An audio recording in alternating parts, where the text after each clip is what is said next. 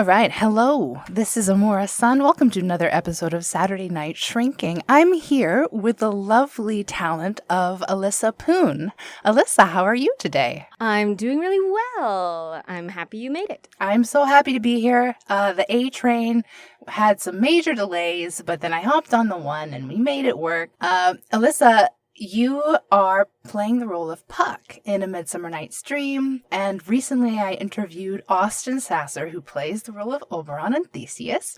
So I'd just like to hear a little bit more about, you and your journey and how you're really embracing the role and what kind of made you interested in auditioning to begin with. Yeah, I first played Puck about 10 years ago in high school, so I was like 15. And hilariously enough, it was also Indian themed, but our director was a white woman. So, you know, the cultural baggage that comes along with that happening in like 2014. But I had so much fun doing it in high school, and Janani reached out to me on Backstage, asking me to audition for Hermia, because I'm very short. So it's sort of a natural progression. But then once I got in the room with her, I ended up I read for all the mechanicals, and I read for Bottom, and I read for Hermia, and then, like, last thing I read for Puck. And I've always had such fun with the role. He's just such a Muppet. Yeah. And I think I have a Muppet-like physicality that I think lends itself very well to Puck. Yeah, I've just been having so much fun. It's so fun, especially because most of the lines are still in there from high school. So I didn't have to think so much about the memorization. I was allowed to have more time to just play. You're brilliant at the memorization, and you're brilliant at the long chunkies of monologues. Can I ask you, this will date me, how many years has it been since you played Puck in high school? 10. Yeah. See, that's not too many. That's not. It's double for me. Yeah. Puck to me feels very much like an ADHD boy in particular, just the way that boys are allowed to express ADHD in the way that women generally aren't. It presents differently. Yes. And my younger brother has very severe ADHD, and growing up with him and just like seeing the way his attention switches on a dime when it's useful to him or when the focus really just like hyper focuses in. And I think there's a lot of that in Puck of just, the thing is I think Puck controls it a lot more than someone with ADHD is able to control where their focus goes. You know what I mean? Yes. And I think Puck is able to just be like, actually, I don't care about this anymore. And then it's gone. It's gone from his mind. But if he's told to do something like by Oberon, he'll be like, yeah, I'll get it done. Absolutely. I'll get it done. First try. I'll get it done. Perfect. And I will think about that and I will focus on that. And then when it's over, it's gone.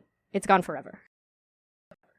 This is a very interesting read and it makes a lot of sense. When we have a family member with something like ADHD, people with ADHD, in my experience, are incredibly gifted.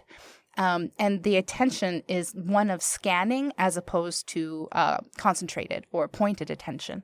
So within this magical realm that Puck and Titania and Oberon reside in, perhaps there is no stigma around ADHD, and perhaps this is simply just a more free expression of that form of neurodivergence. I think so. Why not?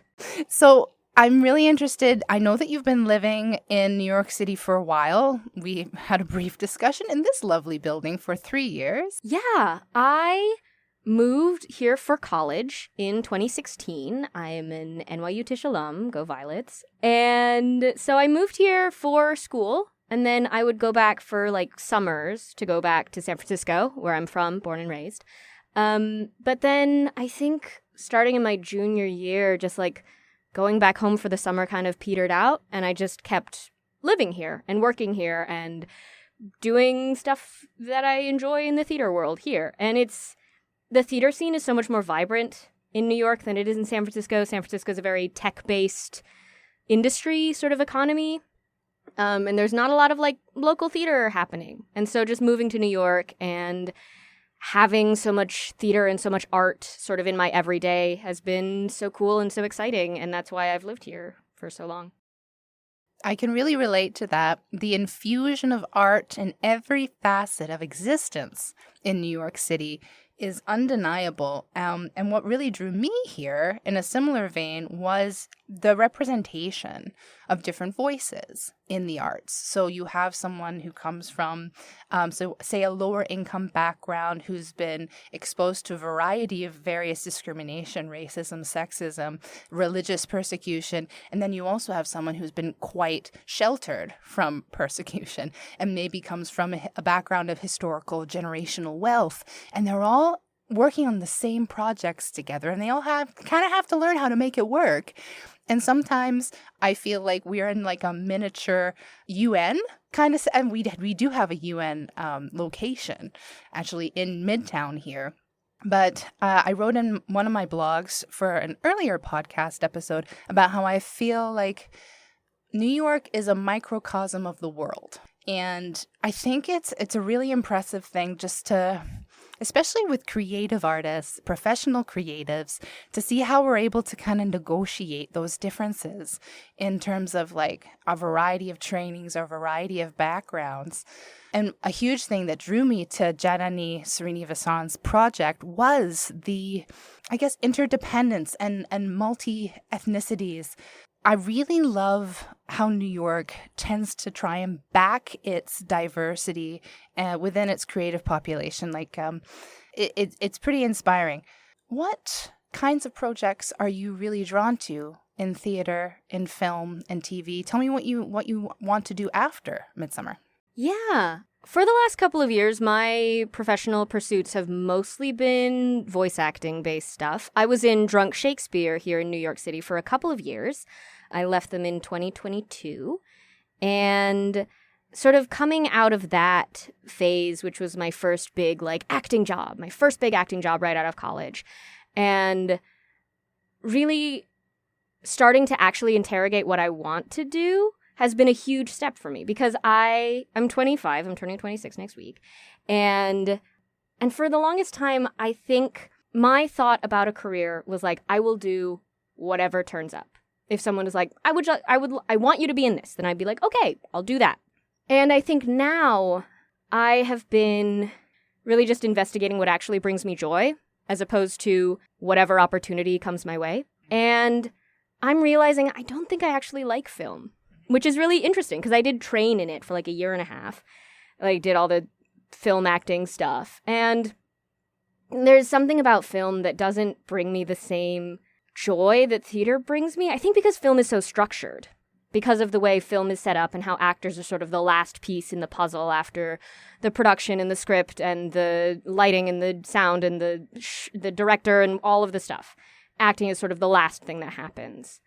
And there's something about theater and the way that it's brand new every single night. You don't have to think about, oh, did I turn my head at this word in the last take so it can cut together properly? You don't have to think about stuff like that. And it's so freeing, I think, in theater to just be able to do whatever you want on stage and just move stupid and just be like, no one laughed at that?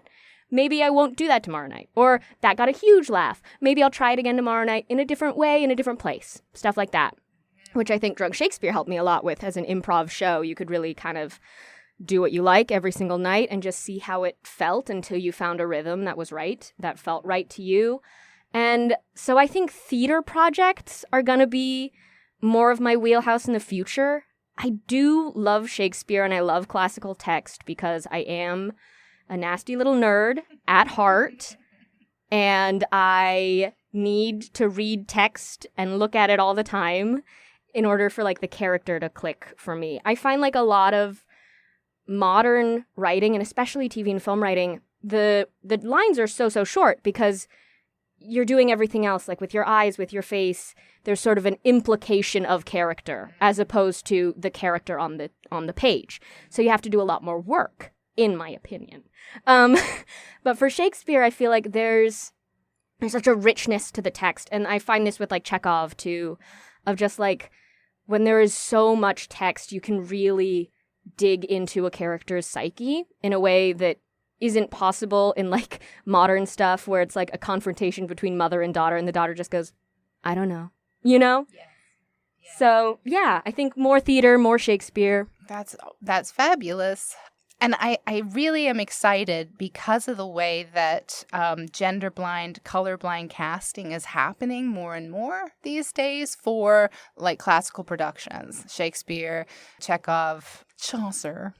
I did my undergrad in English and I specialized in medieval lit. Ooh. So I read a ton of Chaucer, but I also like Marjorie Kemp. But without getting too nerdy,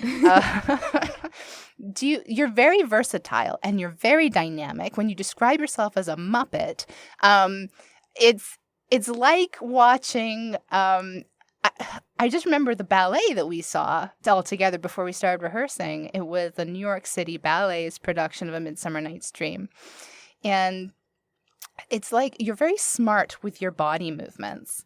You take the direction and then you really enhance it like a real caricature of a character, but in a way that's really fun to watch and puts the audience at ease.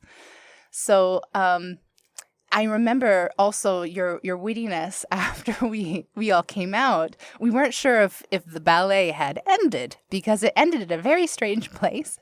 And where the intermission landed us was at the end of Hippolyta's hunt.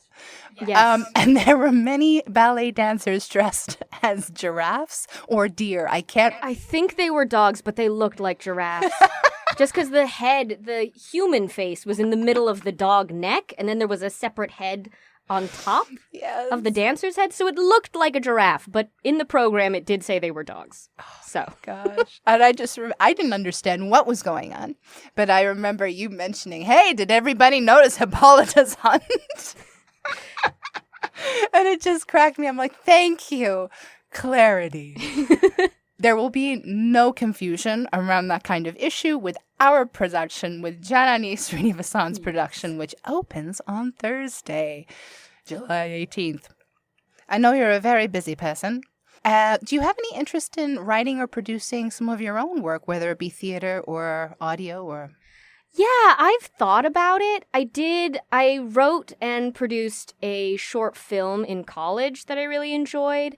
And I liked that process. I don't know that it's going to be for me in the long run. I just think writing... This sounds like weird, but at this point in my life, I don't think I have anything to say. Yeah. I'm just like, I'm still learning, I'm still figuring it out, I'm still finding out, like, what themes are going to govern my life, you know? And so it's just, at this point, I'm like, I actually don't know that I have anything useful or interesting to contribute to this conversation that a different director, different writer has already done. And I would rather be on board with someone who has a super strong vision in that way as an actor than I would want to direct or produce anything of my own, I think. Yep. No, that's fair enough. I remember Alan Cumming about 10 years ago describing his preference sometimes for being an actor as opposed to a director or writer for the same reasons. It's a lot of work. You have to do so much prep. You have to be very clear, and you have to be prepared to wrangle cats as a director or a writer. But as an actor, you show up, you say the lines that have already been written. Mm-hmm. You do what people tell you to do, and then you go home and have a nap. Yeah. Well, that's very exciting. And if people are interested in finding more about you, maybe looking at your work that you've already released online, where can people find it? You can follow my Instagram at Alyssa Marie Valoria Poon. That is my full name. And if you want to find any of my audiobooks, my work is all on Audible under Alyssa Poon. So you can just Google my name, Alyssa Poon, Poon, like spoon without the S. And all my work should be there. Wonderful. Well, thank you so much again for meeting with me and contributing to this podcast, this Saturday Night Shrinking.